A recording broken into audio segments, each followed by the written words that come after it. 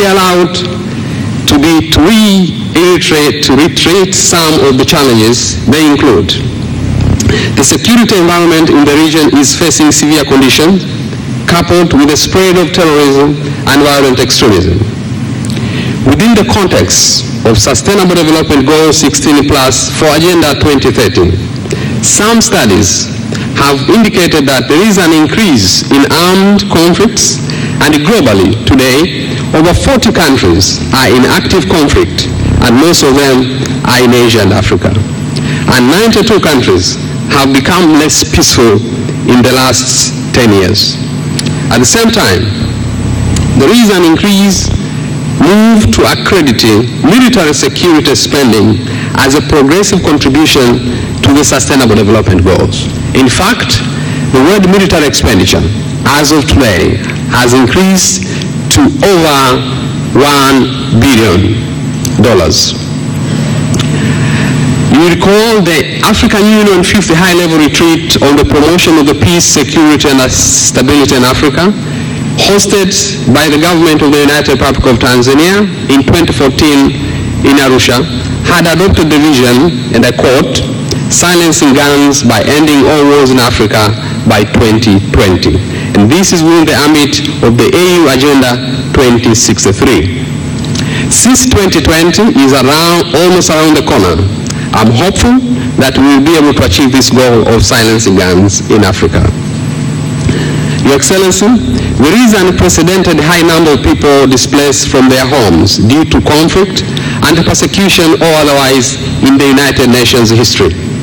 In 2018, it is estimated that at least 10 million people around the world are stateless. African continent alone hosts over 14 million internally displaced persons. And in 2019, it is estimated that 70 million people have been forcibly displaced. There is also backlash to the advance of globalizations and multilateralism as a result of protectionist and inward-looking tendency which is on the rise.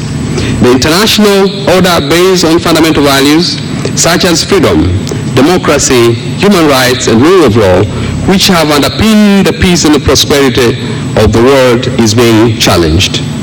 There is also disagreement on the balance, if any, between the economic rights and civil and political rights.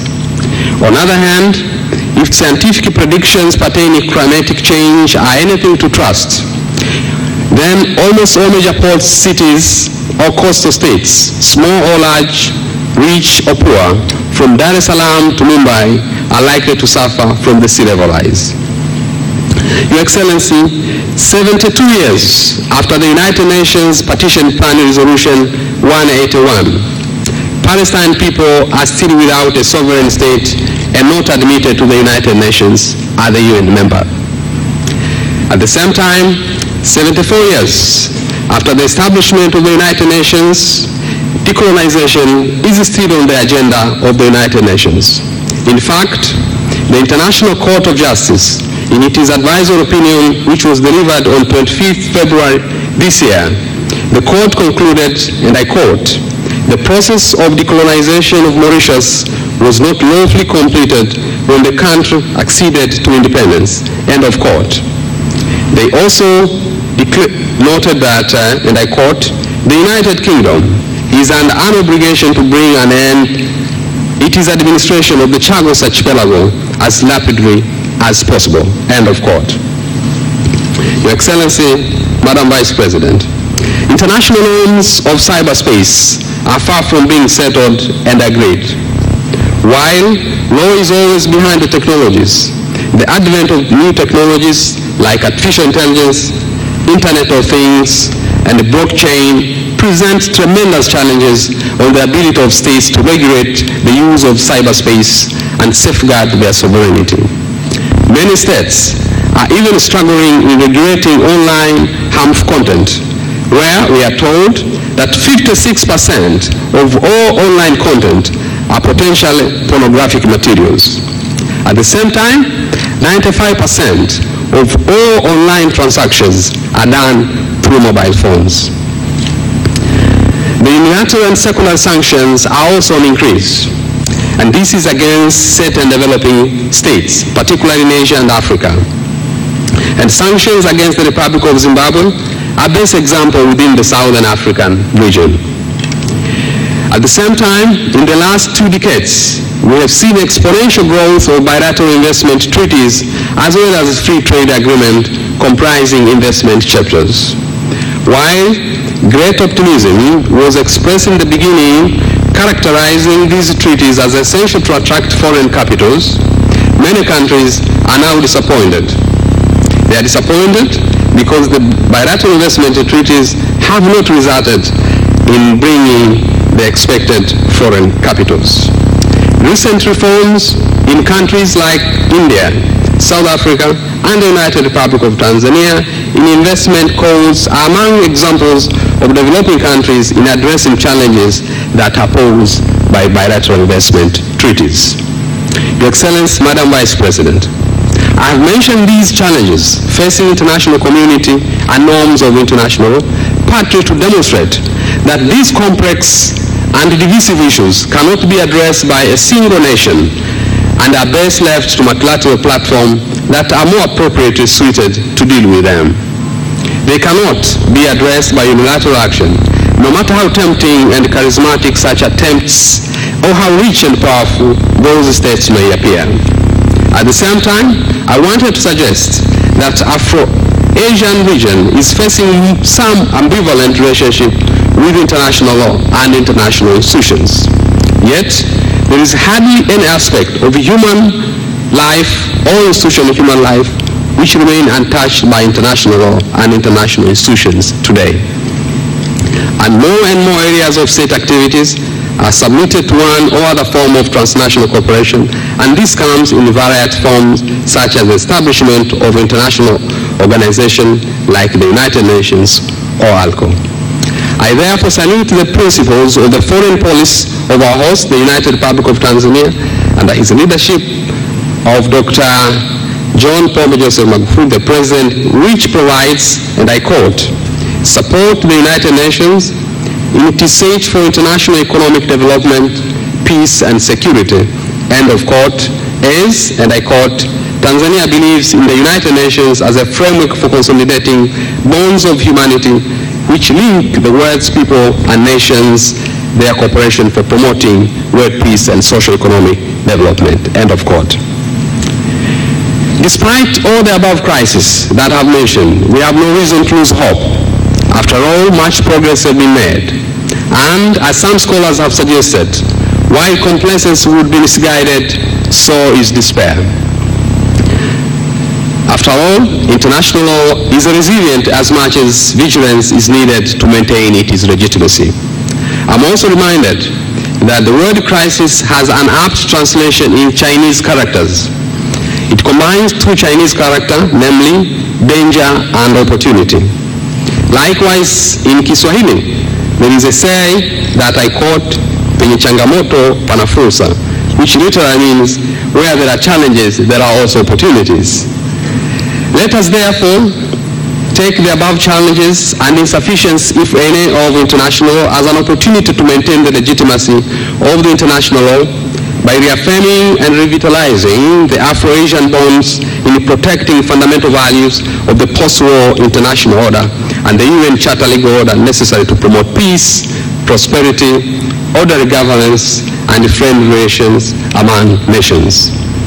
International law is a product of international relations in terms of the customary practices and agreement between states, as there is no single body that can legislate for the world. Today, international law remains as the only legitimate medium for global friendship and cooperation, and its expansion to other areas is a development that is here to stay.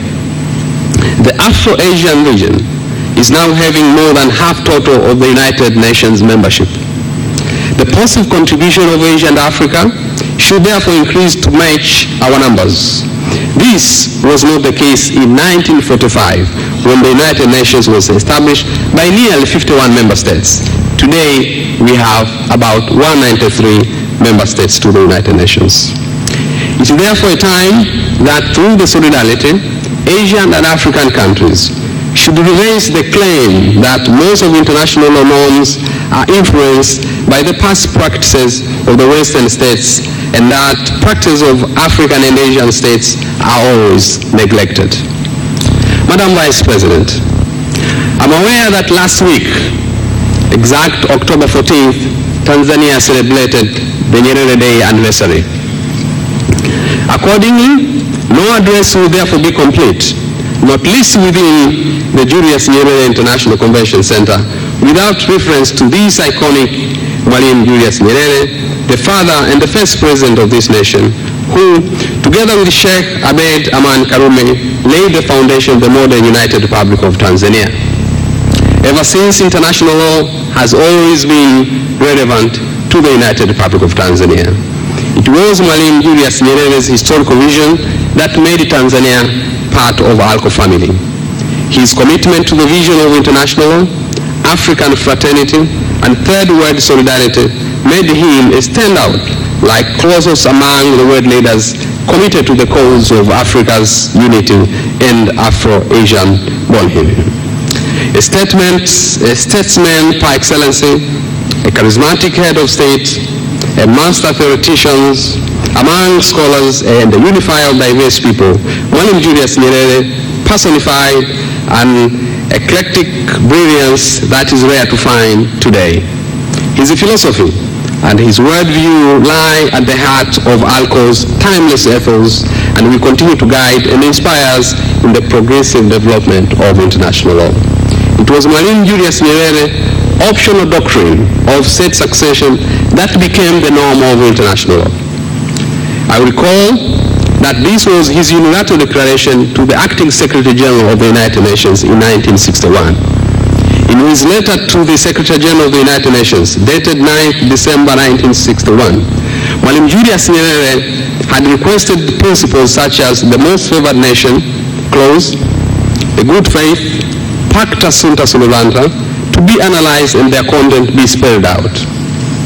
This cautious approach of Mwalimu Julius Nyerere was partly ignored, and today, meaning and implication of these concepts in investment laws and policies remain controversial.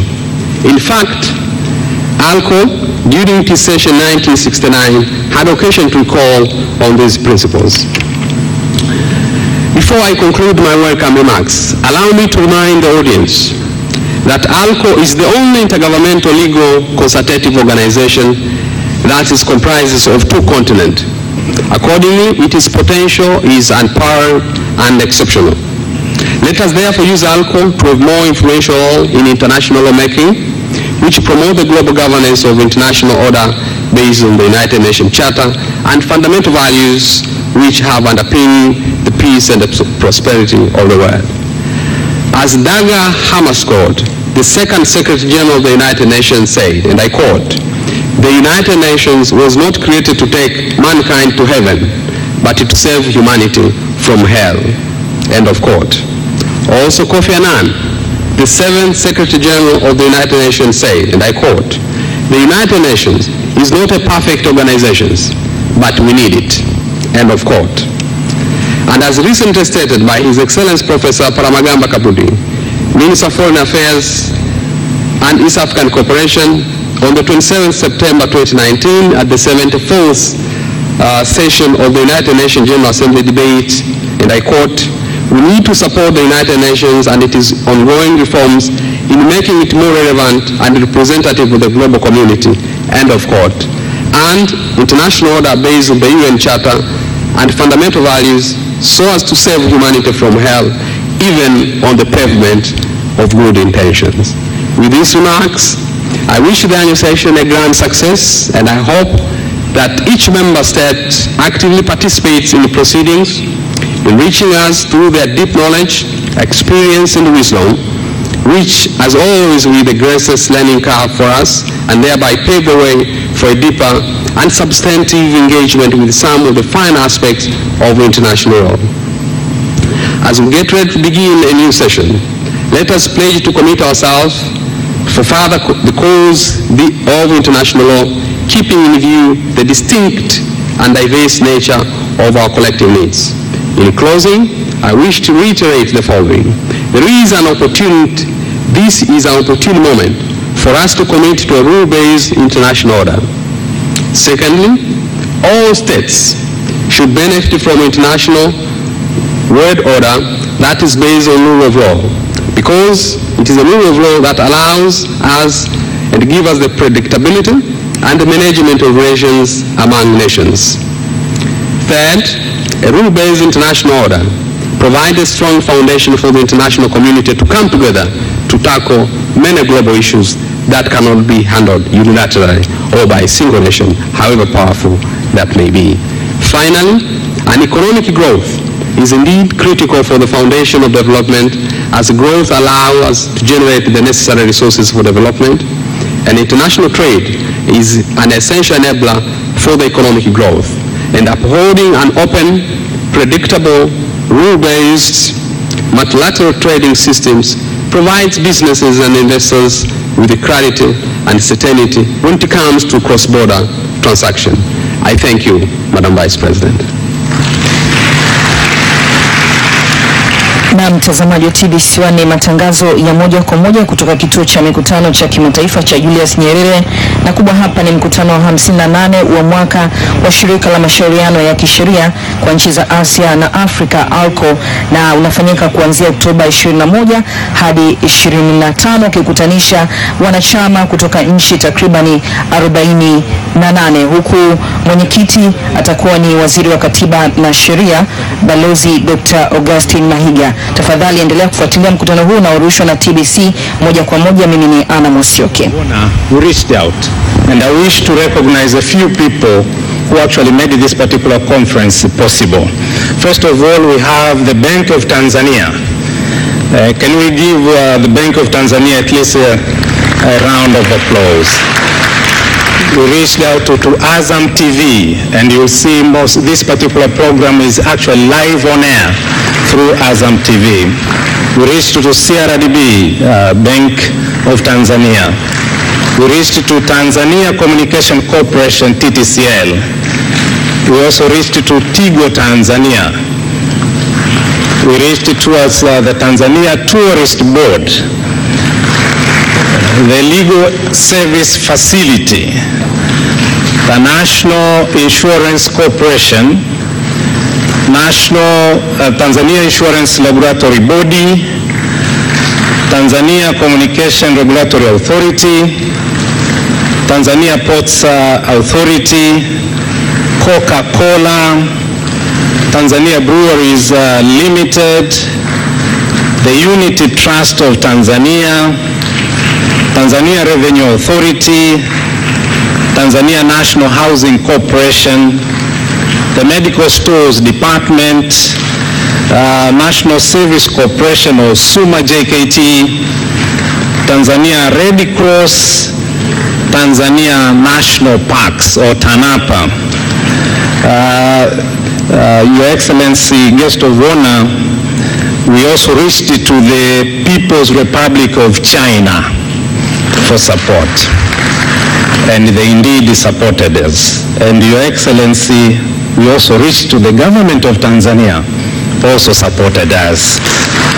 So with those words, may I take this opportunity to invite Ambassador Koji Hanenda to deliver his remarks. Karibu sana.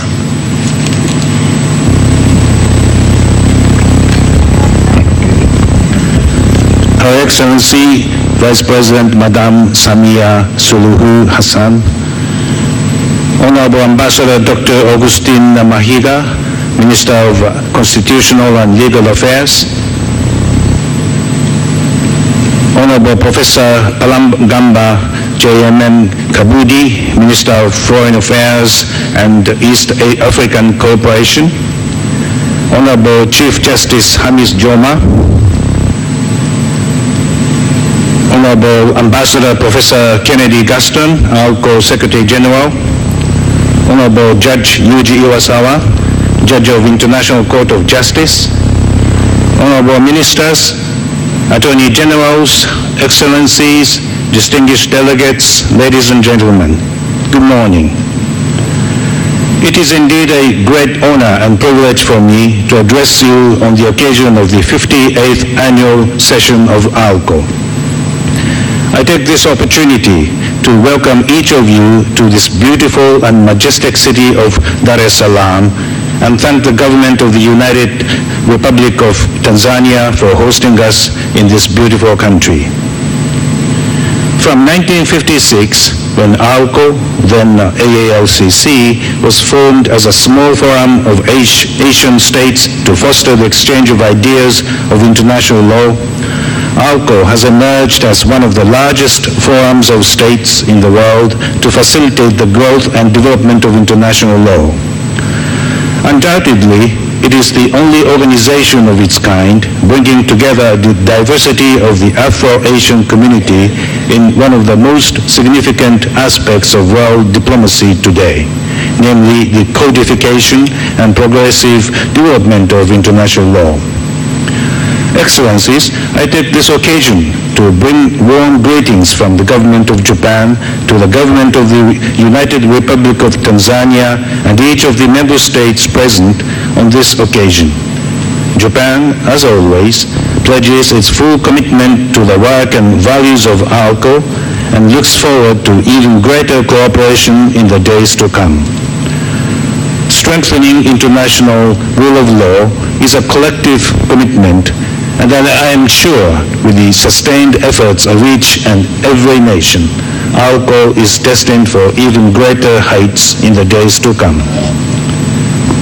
Excellencies, I take this opportunity to place on record my deep sense of appreciation for Professor Ambassador Kennedy Gaston, Secretary General of ALCO, for his meticulous and focused efforts in reaching out to member states.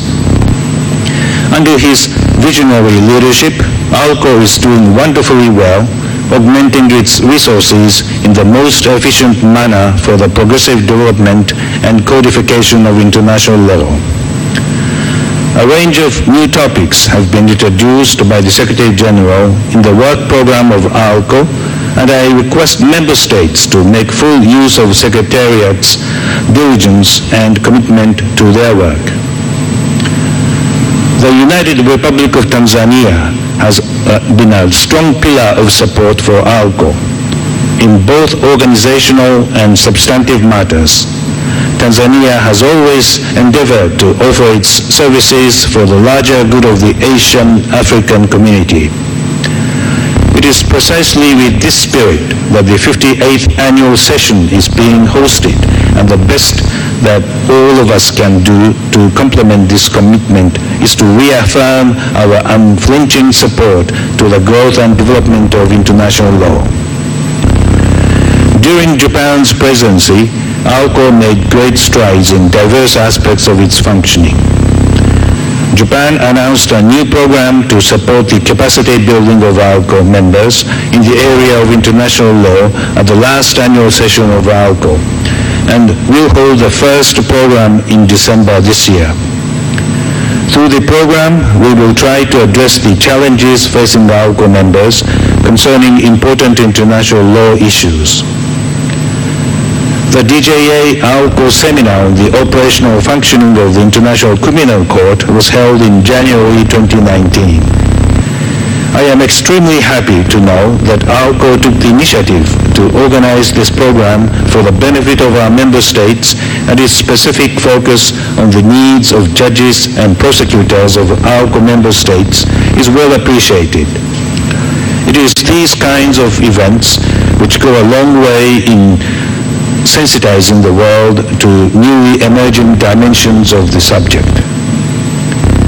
ALCO's engaging with the International Criminal Committee of the Red Cross on matters pertaining to new weapons technology during Japan's presidency needs to be mentioned. As we are all aware, conventional warfare is giving way to new forms of warfare. The rise of new weapons technology and their deployment in combat situations has created a situation where traditional rules of warfare require creative application to counter the massive threats posed. Rules of proportionality, distinction, and military necessity require renewed interpretation in the light of these developments. I am happy that ALCO and ICRC are committed to furthering their cooperation on this point. The fifth session of the China-ALCO exchange program took place from 29 July to 16 August 2019 among numerous activities held during this tenure, all of which could be elaborated by the Secretary General during the presentation of the Secretary General's report. The regional arbitration centers of ALCO have been doing commendable work over the last many years. We expect them to progress with the same energy in the times to come. A separate session dedicated to the work of the regional arbitration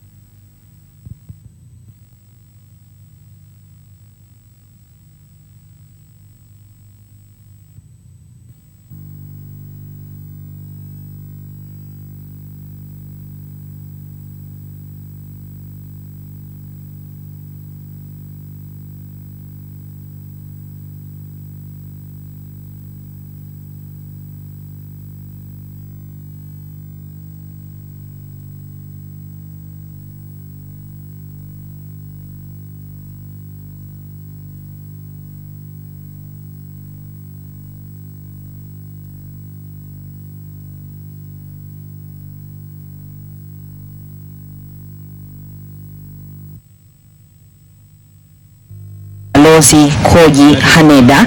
Ni mkutano wa 58 wa mwaka wa shirika la mashauriano ya kisheria kwa nchi za Asia na Afrika, unakutanisha nchi takribani 48 na Tanzania ni mara ya 3 kuwa mwenyeji wa huu mkutano, ambapo mwenyekiti moja kwa moja anakuwa ni waziri wa katiba na sheria.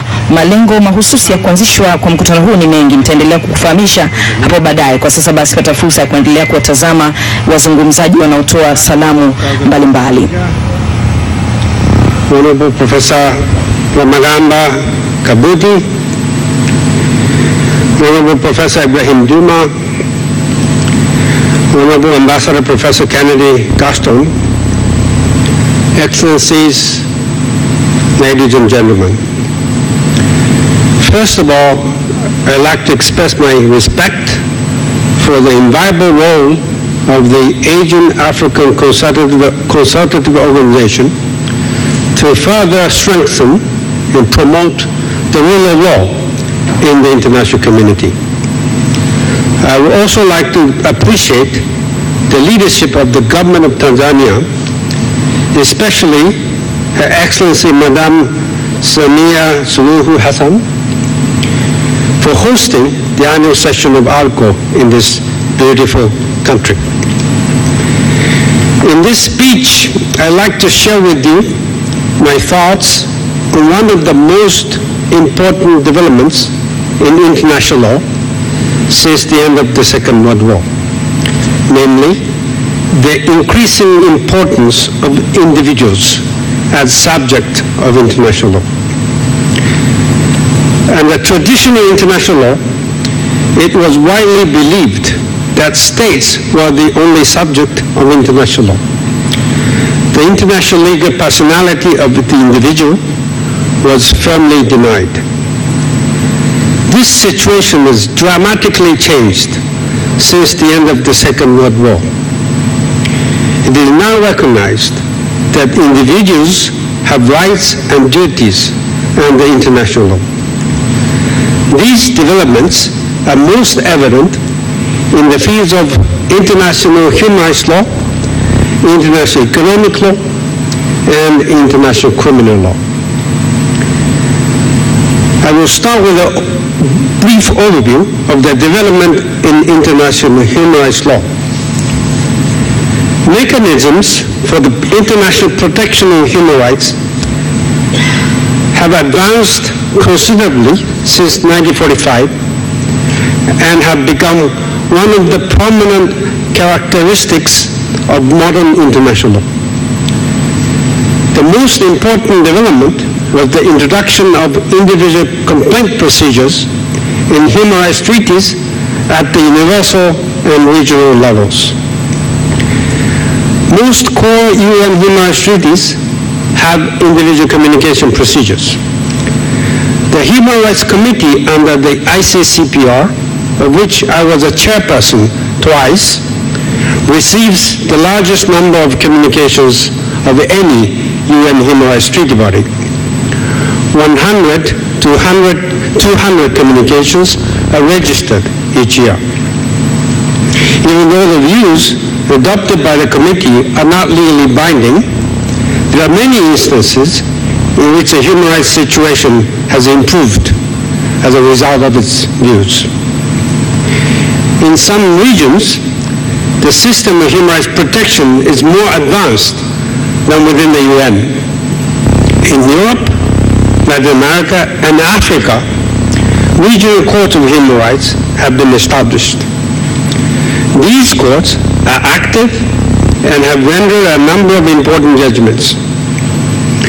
Hundreds of thousands of applications are submitted to the European Court of Human Rights by individuals every year. I now turn to the development in international economic law. The dispute settlement procedures in the WTO have been hailed as one of the organization's most successful achievements. Over 300 disputes were brought to the dispute settlement procedures in the GATT, the predecessor of the WTO, and over 500 disputes have been brought to the WTO. Even though individuals do not have direct access to the WTO dispute settlement procedures, one may say that they have indirect access to them. Another important development is investment arbitration, which has increased dramatically since the end of the 1990s. The total number of arbitration cases amounts now to nearly 1,000.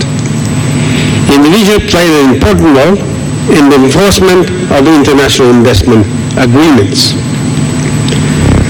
Lastly, I draw your attention to the development in international criminal law.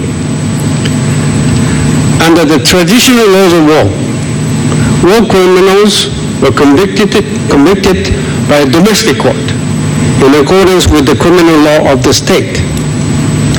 After the Second World War, however, significant developments occurred.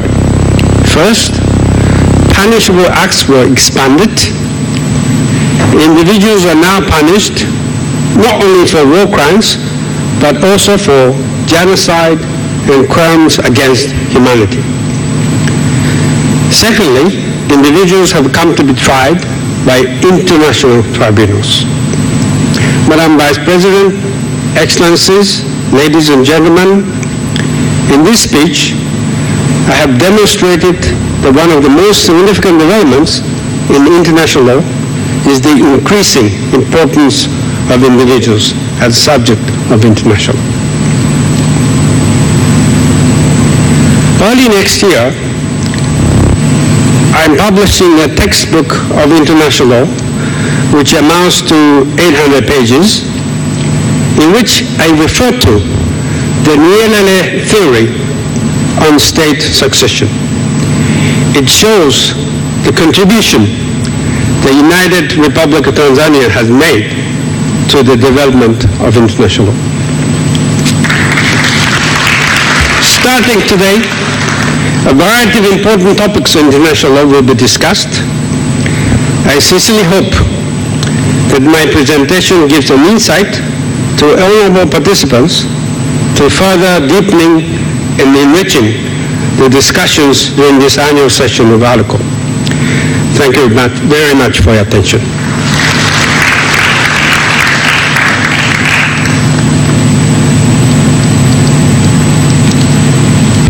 Thank you very much, Honorable Judge, for those beautiful remarks.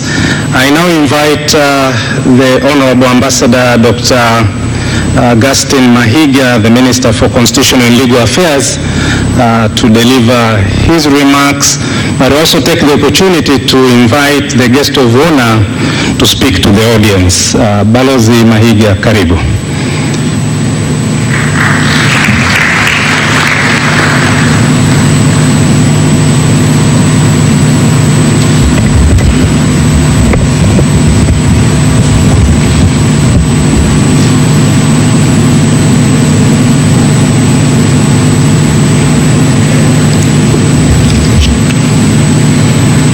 Your Excellency, Mama Samia Suluhu Hassan, the Vice President of the United Republic of Tanzania, His Excellency Koji Haneda, President of the 57th ALCO Annual Session, Professor Ibrahim Juma, Chief Justice of Tanzania, Minister of Foreign Affairs and East African Cooperation, Professor Kabudi, Honorable Ministers and Deputy Ministers who are present here today,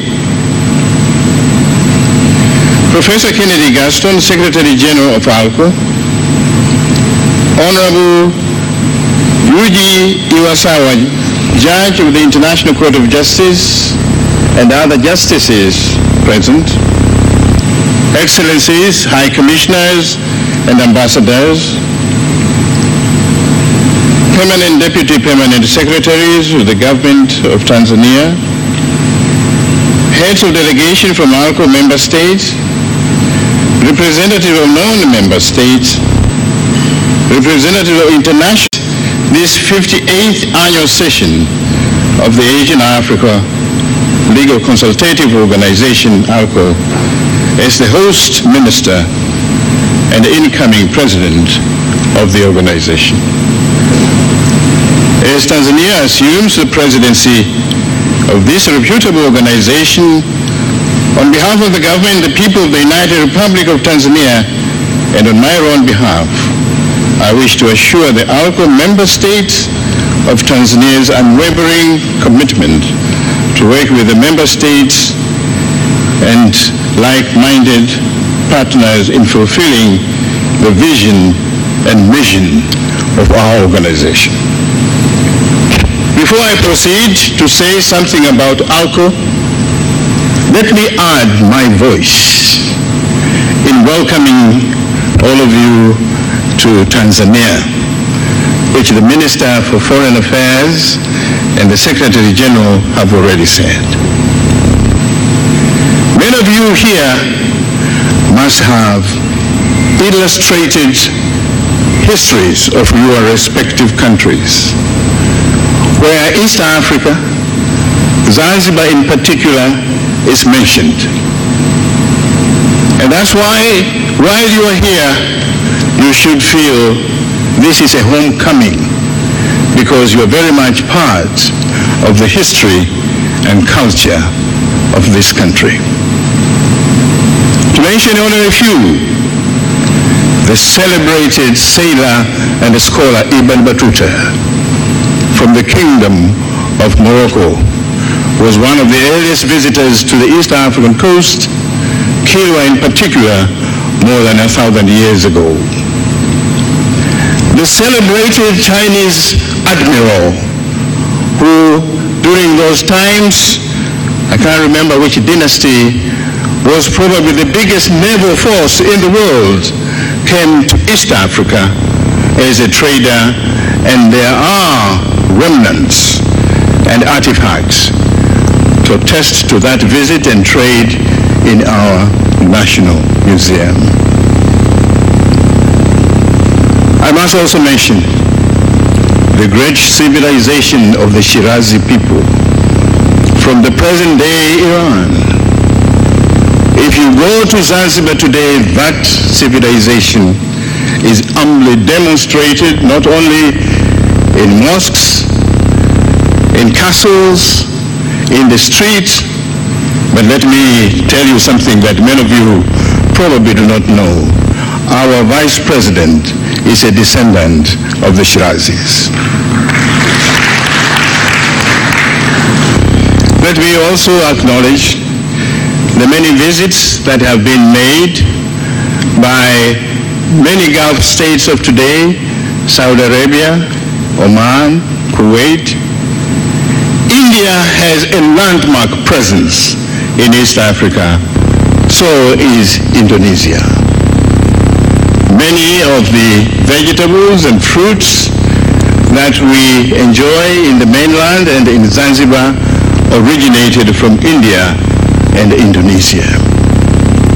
Some of the music and architecture that we see in our buildings are inherited from India, from Arabia, from Indonesia, and as far afield as Malaysia. When people talk of Dar es Salaam as the piece of harbor, let me explain what it means. And I invite you to take a short walk along the harbor. You'll see a narrow entrance, the Kigamboni entrance, then a big opening of the ocean. During the days of the sailing ships that had been battered by the monsoons, those ships had to pass through that narrow strait and find safety in this big area of Dar es Salaam, where today you see the modern ships. And that is why that part, for the days of the sailing ships that were victims of the monsoons, bad weather, they had to come and hide and seek peace. And that is the origin of the word Dar es Salaam, the peace of harbor.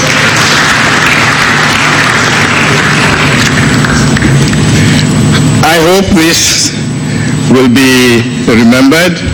I can go on and on to acknowledge, but what I mean is that you have come to Tanzania, you have come to Dar es Salaam.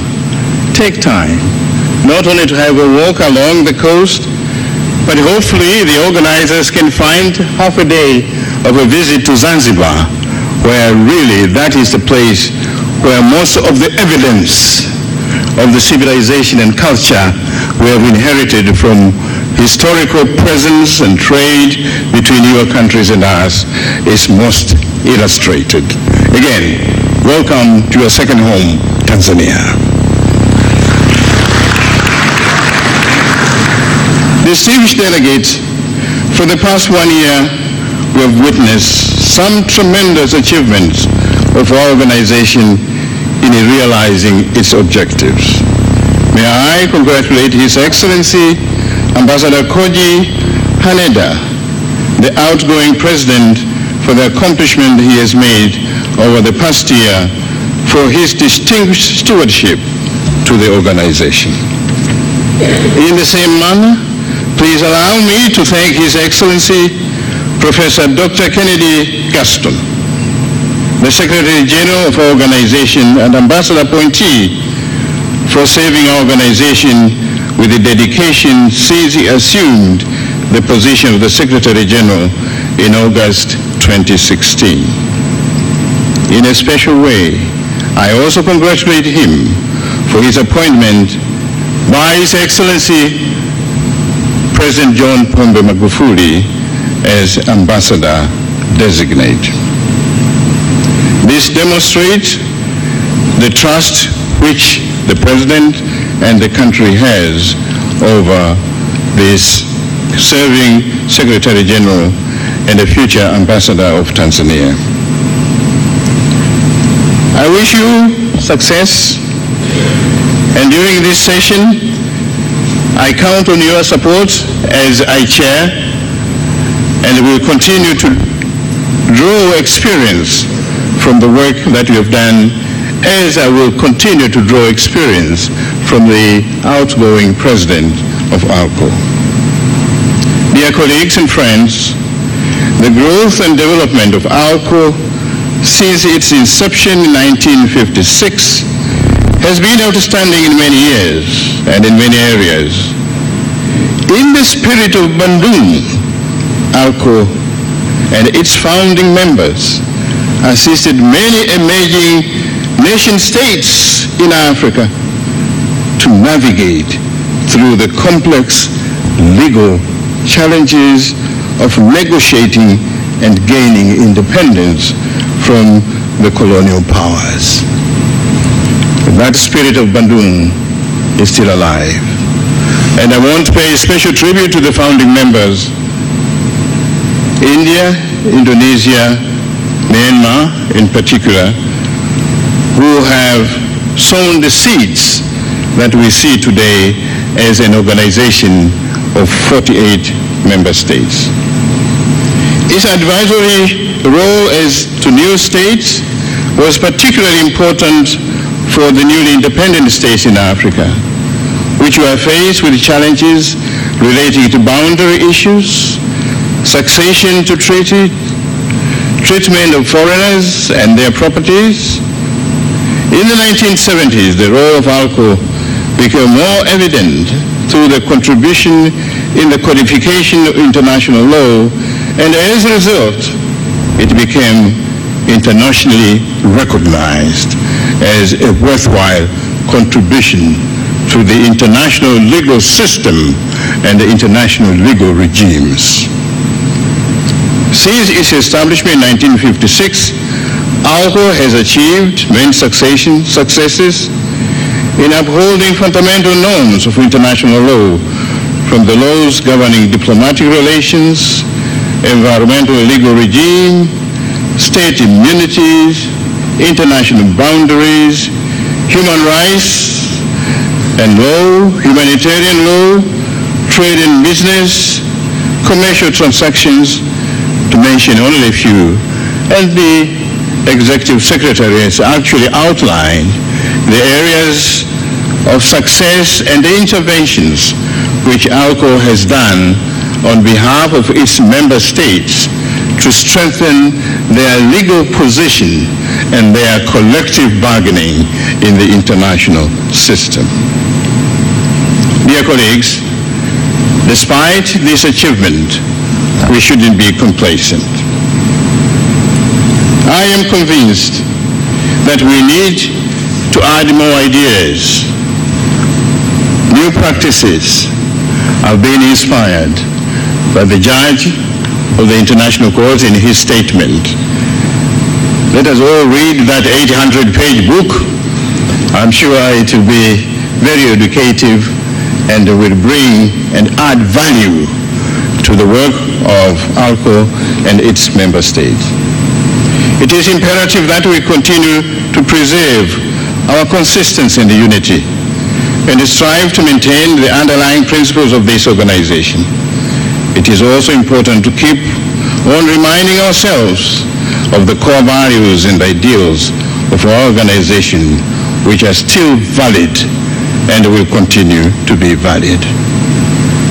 The fact that there are no new member states that are joining us just goes to validate the importance and contribution of ALCO in the international system. For those who have their representatives in various international organizations, particularly in the United Nations Sixth Committee, the ideas that its member states bring that have gone through the ALCO process are very enriching and highly recognized at the United Nations in New York. Distinguished delegates, let me not take too much time. You have heard too many speeches, but our main speaker is the Vice President, and I want to invite her to talk to us. Thank you very much indeed.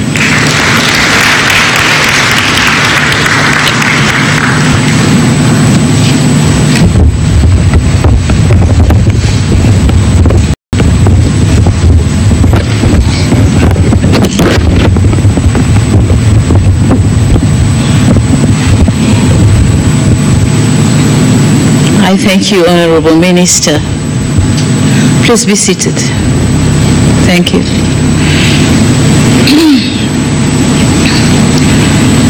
Honorable Minister Dr. Augustine Mahiga, Minister for Constitutional and Legal Affairs, Professor Palamagamba Kabudi, Minister for Foreign Affairs and East African Cooperation, Excellency Ambassador Koji Haneda, the President of the 57th ALCO Annual Session, Professor Ibrahim Juma, Chief Justice of Tanzania, Professor Kennedy Gaston, Secretary General of ALCO, Honorable Yuji Iwasawa, the Judge, International Court of Justice, Honorable Ministers, Attorney Generals, and Solicitors General from ALCO member states, Excellencies, High Commissioners and Ambassadors, Permanent and Deputy Permanent Secretaries, Heads of Delegation of ALCO member states, representatives of non-member states, heads of international organizations here present, representatives of observer states, government officials of ALCO member states, members of the press, distinguished guests, ladies and gentlemen, good morning. Assalamu alaikum. Habari ya asubuhi. Brothers and sisters, it is so difficult speaking after the great diplomat and historian has spoken. So mine is a political statement, and here it goes. It is indeed my honor and privilege, on behalf of His Excellency Dr. John Pombe Magufuli, the President of the United Republic of Tanzania, to be the guest of honor at this auspicious occasion of official opening the 58th session of the Asian African Legal Consultative Organization. On behalf of the government and the people of the United Republic of Tanzania, it is my pleasure to join the previous speakers in welcoming you all to Tanzania, and particularly to this conference. As we take our places in this conference, ready for discussion, let me remind every one of us here to begin all our work in the name of God. For the solution of all our problems is a spiritual one. And having said our prayers, allow me now to congratulate the Secretary General of the organization, Professor Kennedy Gaston, for his continued service to the organization, to which he has played a major role in facilitating cooperation among the Asian and African countries in the development of international law.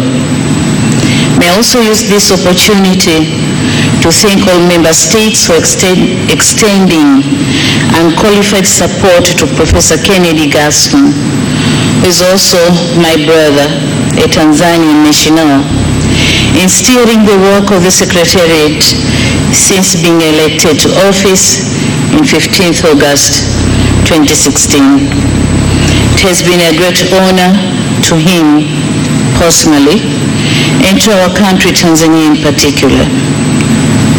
Distinguished ladies and gentlemen, since the formation of ALCO in 1956, the organization has provided an important platform for member states of our two continents to promote and advance common positions in bringing change at international level in the spheres of the development of international law for the benefit of our regions and respective member states. Our meeting today reaffirms and attests to the immense and deep cooperation in many areas, which include but not limited to political, economical, cultural, technological, and legal sectors which ALCO member states, including Tanzania, have established within the framework of cooperation. It is on this premise we are meeting today to review our cooperation and further spearhead the role of developing international law in the world. Dear delegates, I encourage and urge the member states to continue upholding the spirit of cooperation and engagement in a view to sustain international law in Asia and Africa. It is through this cooperation ALCO will be playing a significant role in development of international law, especially in areas related to international trade, investments, intellectual property, and regional security. As we strive to achieve our goals and our interests be achieved at the international level, we need to stand more together and consolidate our solidarity through regular consultations. Over the years, the United Republic of Tanzania has always been committed to supporting the work of ALCO in upholding development of international law. We have always lived in peace with our neighbors, and we have played a great role in steering and championing for peace in the Great Lakes region. Having learned from the experience of several Asian countries, the Bandung spirit and the non-aligned movement, Tanzania played a leading role in the political liberation of Southern Africa. Throughout, we had a strong belief that where there is rule of law, there is stability. And where there is stability, there is growth and development. The rule of law is also a basic tenet for upholding universal norms such as democracy and human rights.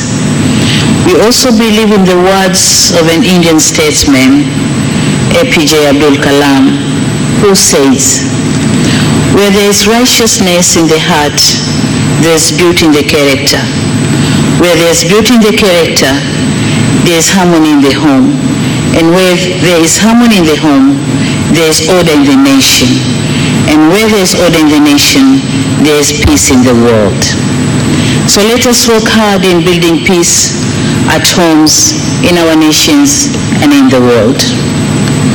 Distinguished delegates, Tanzania as a developing country plays a big role to the work of ALCO in striving to achieve maintenance and settlement of international peace and security. We have been in the forefront in peace building in the Great Lakes region and peacekeeping in different missions in the region and beyond. Today, we have our peacekeeping forces in Congo, Democratic Republic, Darfur, Sudan, and Lebanon. On the same vein, Tanzania continues to be the home of many refugees. This also illustrates Tanzania's commitment to international humanitarian law and human rights law. Further, in supporting the work of the organization, Tanzania has undertaken various ways in ratifying international treaties against terrorism and international organized crimes, such as human trafficking and money laundering. In this regard, we have taken stringent measures, and the culprits have been brought to justice.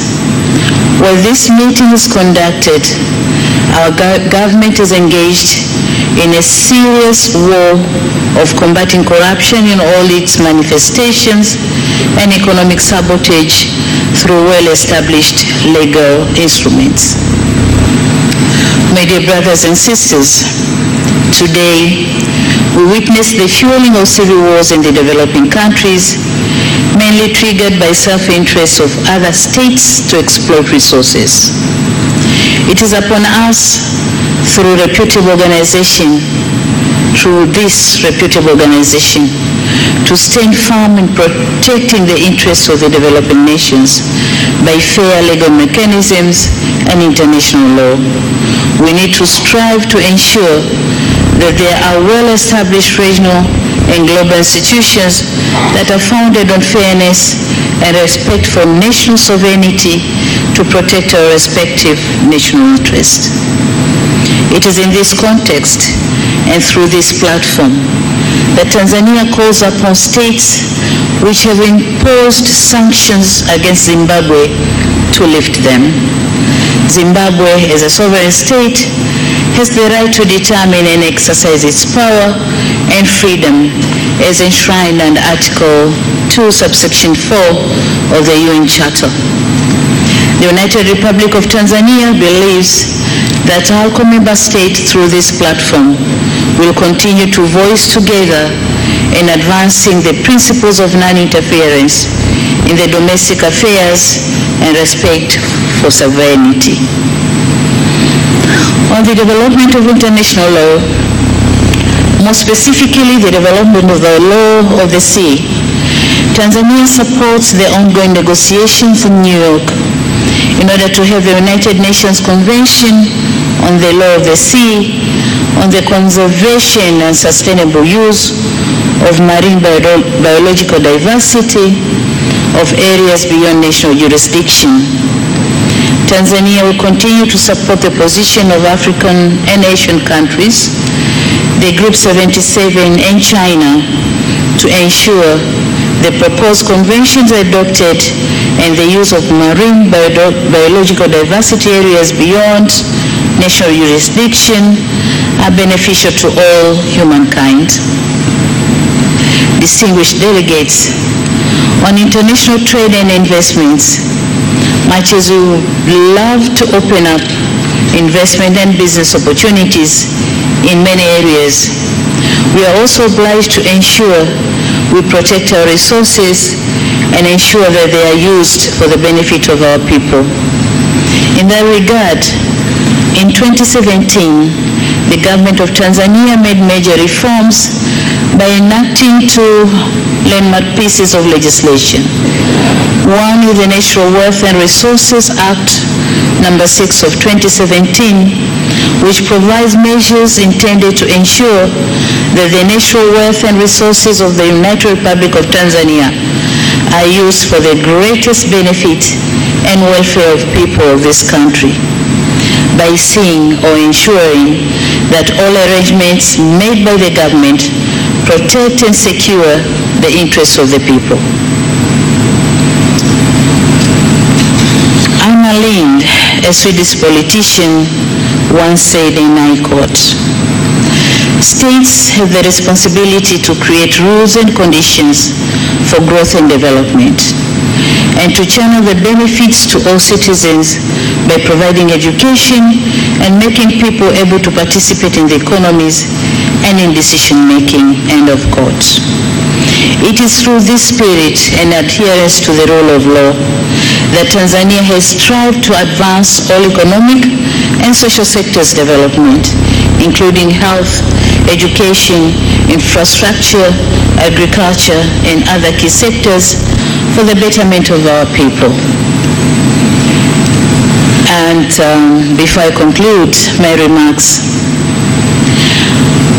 I wish to thank ALCO Secretariat for consistently championing the work of the organization and for ensuring that interests of our two regions are strongly articulated and well defended at the international level. I'm confident that the Secretariat will continue to work for the organization towards achieving our set of goals and objectives. It is my expectation that the deliberations of this meeting will have a significant outcome in sharing experience and generating new ideas on development of international law and addressing new challenges which we face collectively and individually as member states. Distinguished delegates, allow me now to once again and on behalf of the government and the people of the United Republic of Tanzania, to reiterate our country's commitment to the work of ALCO and our willingness to work with other state members, Tanzania will continue to render all the necessary supports to the Secretary General and his team as they pursue the noble goal of this organization. And before I declare this session open, once again welcome you all to Tanzania, and I hope after these 5 days we'll find time to visit various places of interest as they have been mentioned here earlier. But remember, you are in the United Republic of Tanzania, and Dar es Salaam is one part of Tanzania, and Zanzibar is another part of Tanzania. So I would advise you to visit Zanzibar. It's just 25 minutes by air, an hour and a half by boat, and you're going to enjoy the ocean of different colors crossing from Dar es Salaam to Zanzibar. So I strongly advise you to visit the other part of the United Republic of Tanzania.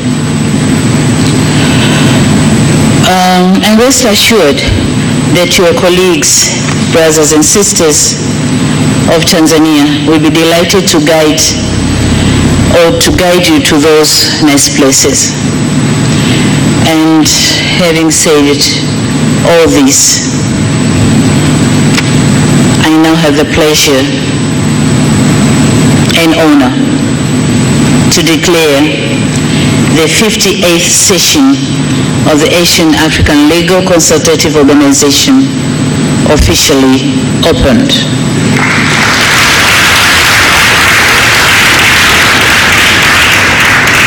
Thank you for your kind attention.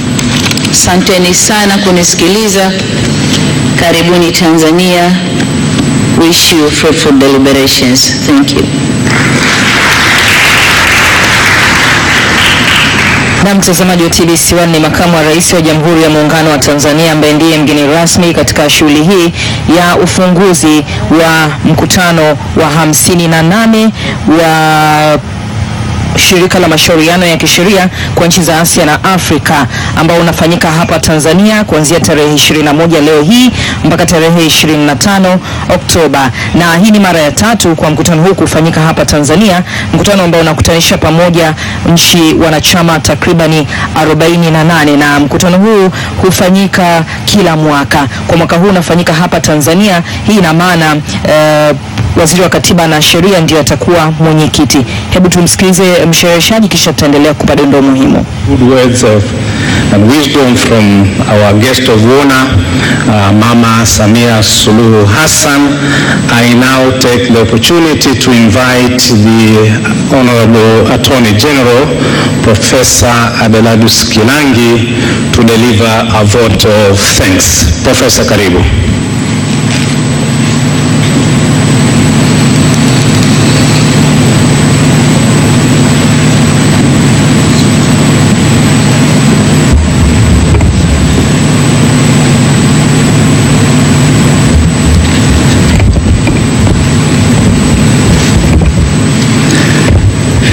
Your Excellency Mama Samia Suluhu Hassan, Vice President of the United Republic of Tanzania, Your Excellency Koji Haneda, President of the 57th ALCO Annual Session, Honorable Ambassador Dr. Augustine Mahiga, Minister of Constitutional and Legal Affairs of the United Republic of Tanzania, Professor Ibrahim Juma, the Chief Justice of the United Republic of Tanzania, Honorable Professor Ramagamba Kabudi, Minister of Foreign Affairs and East African Cooperation, Honorable Ministers, Deputy Ministers present, Professor Kennedy Gaston, Secretary General of ALCO, Honorable Yuji Iwasawa,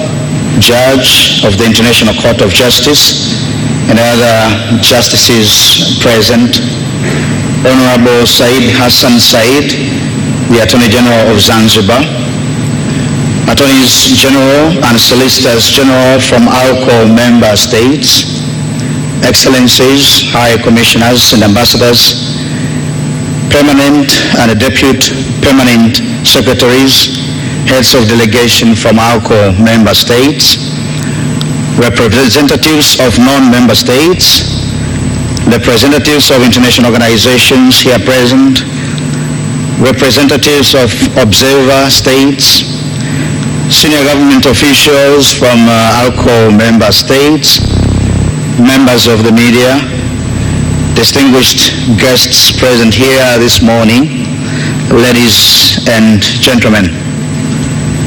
I am only asked to make a vote of thanks for which I feel greatly honored. Therefore, on behalf of the distinguished delegates and on behalf of the government of the United Republic of Tanzania, I would like to thank you so much, Madam Vice President, for accepting to spare your time to come and officiate this annual session.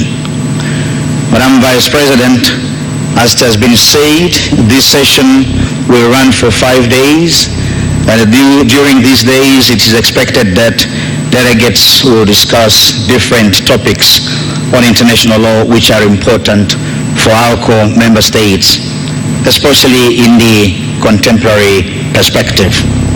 And the topics would include, among others, the current work of International Law Commission on development of international law, current issues on the law of the sea, peaceful settlement of international disputes, international application of national legislation, and the sanctions imposed against third parties, and on issues of international trade and investment law and international law in the cyberspace. Allow me, therefore, to thank, in the first place, the outgoing president of ALCO, His Excellency Ambassador Koji Haneda, for his distinguished leadership over the past year. I would like also to thank the Secretary General of ALCO, Professor Kennedy Gaston, for his distinguished service to the organization since he assumed office in 2016. Along that line, allow me also to thank the entire Secretariat of ALCO as well as the Ministry of Constitutional and Legal Affairs for handling the preparations that led to this successful meeting. I wish to also thank our distinguished delegates who have traveled long distances to attend to this annual session, and that the attendance in this room is witness to the good participation. Otherwise, I would like also to thank everyone in attendance to this session, and your attendance will contribute surely to the success of this particular meeting. Although already acknowledged, I would also like to reiterate our gratitude to the sponsors and supporters who made this particular meeting possible. It is my belief that at the end of the meeting, the deliberations will be fruitful and will have a significant contribution to the development of international law and in strengthening the cooperation among the member states. Madam Vice President, once again, I thank you for accepting to join us and inaugurate the 58th session of ALCO. I thank you so much. Asante sana and karibu sana for everybody. Thank you very much.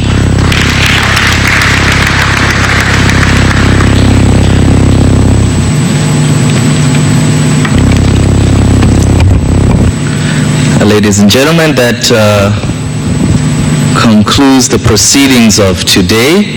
Now, this session would not be complete if we did not have a very special photo session, and I would like now to welcome the different delegates in which will come together in groups. So firstly, I'm sure our respective media has already taken a photo of the panelists in front of us. So afterwards, I would like to welcome all ministers, deputy ministers, and heads of delegations to please walk to my right. We walk through this entry over here, and we go out the other entry over there. So please, ministers from the United Republic. Na mtazamaji wa TBC, haya ni maelekezo yanayotolewa kwa ajili ya picha mbalimbali ambazo zitapigwa hapa katika kituo cha mikutano cha kimataifa cha Julius Nyerere, mahali ambapo mkutano wa 58 wa mwaka wa shirika la mashauriano ya kisheria kwa nchi za Asia na Afrika unafanyika kwa takriban siku 5, ikiwa ni mara ya 3 kwa mkutano kama huu kufanyika hapa Tanzania. Na nikwambie tu mwenyekiti na rais wa ALCO atakuwa sasa ni Balozi Dr. Augustine Mahiga, waziri wa katiba na sheria, kwa kipindi cha mwaka mmoja mpaka nchi nyingine itakapokabidhiwa tena wenyekiti, na ambaye ameondoka hivi sasa ni Balozi Koji Haneda. Yeye ndo alikuwa mwenyekiti wa 57 wa ALCO.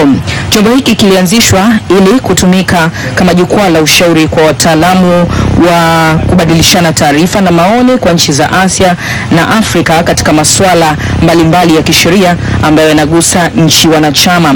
Wanachama waanzilishi wa shirika hilo ni pamoja na serikali za Burma wakati huo, kwa sasa ni Myanmar, Ceylon, kwa sasa Sri Lanka, India, Indonesia, Iraq, Japan na Jamhuri ya Muungano wa Kiarabu, kwa sasa Misri pamoja na Syria. Kwa kadri muda ulivyokuwa unaenda, chombo hiki kilibadilika kutoka kuwa jukwaa la ushauri kwa wanasheria na kuwa taasisi kamili ya kimataifa katika masuala ya sheria za kimataifa.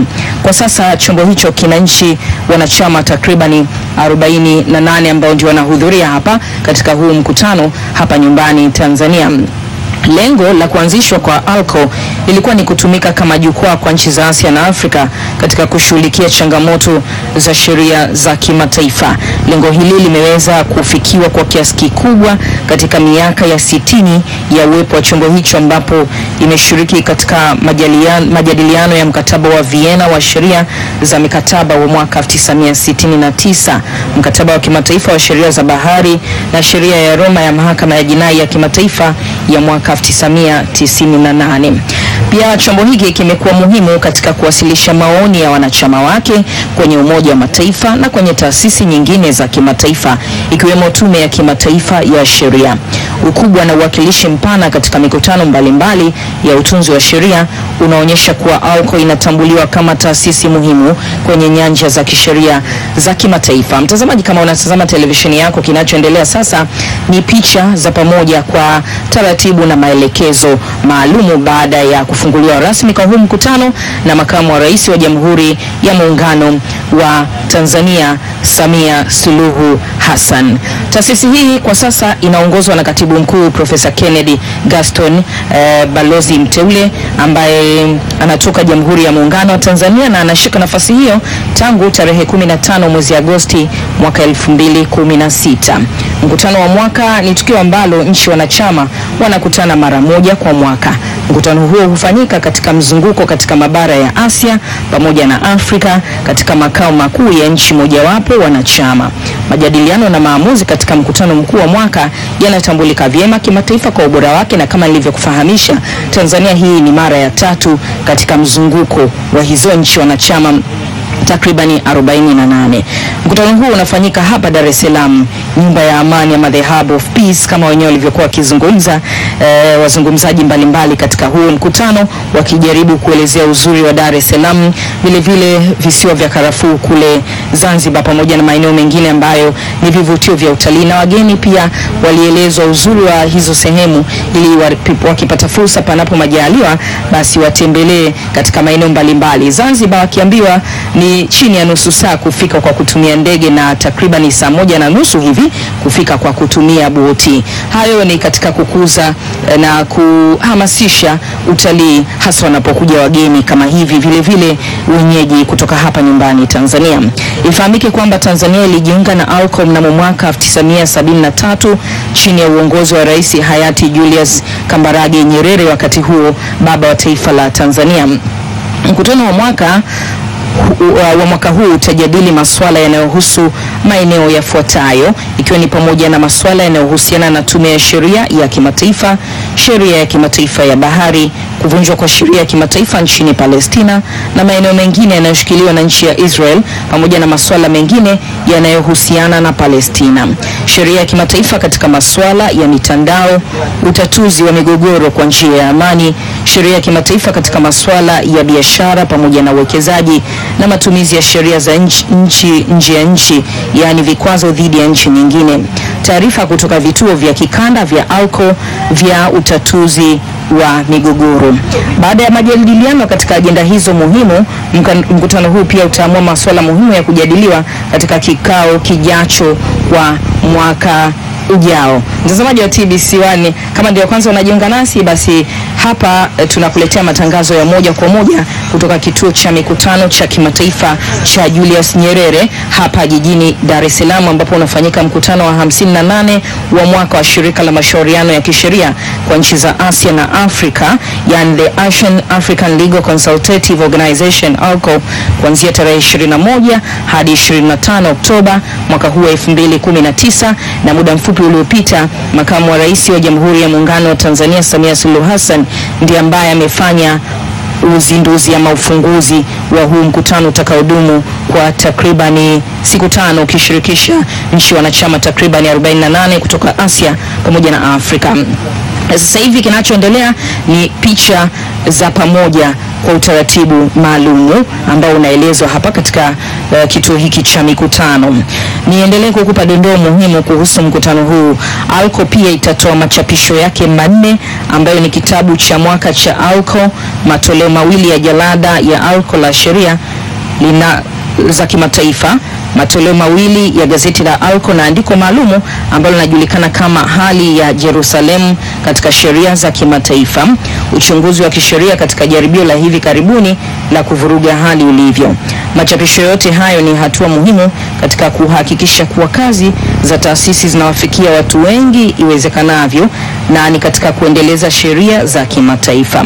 Katika mkutano huu Tanzania itapata fursa, na mtazamaji wa TBC1, kama unaona mbele ya televisheni yako sasa, makamu wa rais wa Jamhuri ya Muungano wa Tanzania Mama Samia Suluhu Hassan ndio anatoka katika ukumbi huu ulioko ndani ya kituo cha mikutano cha kimataifa cha Julius Nyerere, na bila shaka mkutano utaendelea hapa, na kama tulivyokufahamisha utadumu kwa takriban siku 5. Kwa zoezi ambalo limekwisha fanyika ni zoezi tu la ufunguzi, kisha mkutano uendelee ukiwa na lengo la kujadili masuala mbalimbali ambayo yanaendelea kuimarisha ushirikiano hasa katika masuala ya husuo sheria za kimataifa baina ya Asia pamoja na Afrika. Na tayari makamu wa rais ameshatoka sasa ili kuondoka katika eneo hili na kupisha shughuli mbalimbali ziendelee hapa. Bila shaka kuna maelekezo maalum ambayo yanatolewa hapo.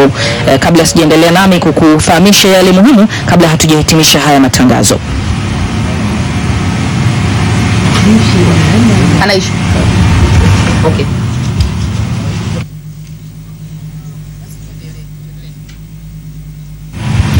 Mtazamaji wa TBC1, nilikupa fursa kidogo usikie iwapo kuna maelekezo yoyote muhimu, na sasa basi ngoja niendelee kukupa dondoo muhimu kuhusu mkutano huu. Tanzania itapata fursa ya kuwasilisha mada mbalimbali zikiwemo changamoto za sheria za kimataifa katika masuala ya biashara pamoja na uwekezaji, sheria za bahari, masuala ya mtandao kimataifa, utatuzi wa migogoro na masuala mbalimbali. Kupitia mkutano huu Tanzania pia itapata fursa ya kubadilishana uzoefu kutoka nchi nyingine kuhusu masuala ya sheria za kimataifa. Pia itakuwa na nafasi ya kujitangaza kama nchi kimataifa katika maeneo mbalimbali ya utalii, uwekezaji pamoja na biashara. Mtazamaji wa TBC1, Jumamosi, Waziri wa Katiba na Sheria Balozi Dr. Augustine Mahiga, ambaye ndiye rais na mwenyekiti wa ALCO kwa kipindi hiki mpaka hapo atakapokabidhiwa mwingine katika mkutano mwingine wa 59, maana huu ni wa 58, alizungumza mambo kadha wa kadha wakati alipojitokeza mbele ya waandishi wa habari ili azungumzie mkutano huu. Akasema sheria ni muhimu na sheria inagusa katika maeneo mbalimbali ya ushirikiano baina ya nchi wanachama, akizitaja sekta kama siasa, uchumi, utamaduni pamoja na teknolojia, zote hizo zikiangaliwa kwa kina na kwa kutumia sheria na hasa sheria za masuala ya kimataifa. Alizungumza mengi kuhusu mkutano huu wa kimataifa ambao unafanyika hapa jijini Dar es Salaam, na akiwakaribisha vizuri wale ambao watashiriki hapa ili wafurahie kukaa katika jiji la Dar es Salaam, vile vile wafurahie uzuri wa Tanzania katika maeneo mbalimbali. Mtazamaji wa TBC1, basi bila shaka umepata mengi mazuri na utafuatilia kwa karibu kabisa ripoti mbalimbali zitakazokuwa pia zikitolewa na waandishi wa habari kuhusu mkutano huu. Sisi hatuna la ziada kutoka kituo cha mikutano cha kimataifa cha Julius Nyerere unapofanyika mkutano wa 58 wa mwaka wa shirika la mashauriano ya kisheria kwa nchi za Asia na Afrika, the Asian Africa Legal Consultative Organization ALCO, kuanzia leo hii tarehe 21 hadi 25 Oktoba mwaka 2019 na umezinduliwa rasmi. Tukurejeshe Mikocheni kwa matangazo mengine. Mimi ni Ana Mwasioke, kwa niaba ya wote tukutakia wakati mzuri. Asante sana Ana Mwasioke pamoja na timu nzima iliyofanikisha matangazo hayo ya moja kwa moja kutoka ukumbi wa kimataifa wa mikutano wa Julius Nyerere uliopo katikati ya jiji la Dar es Salaam, mahali ambapo mkutano wa 58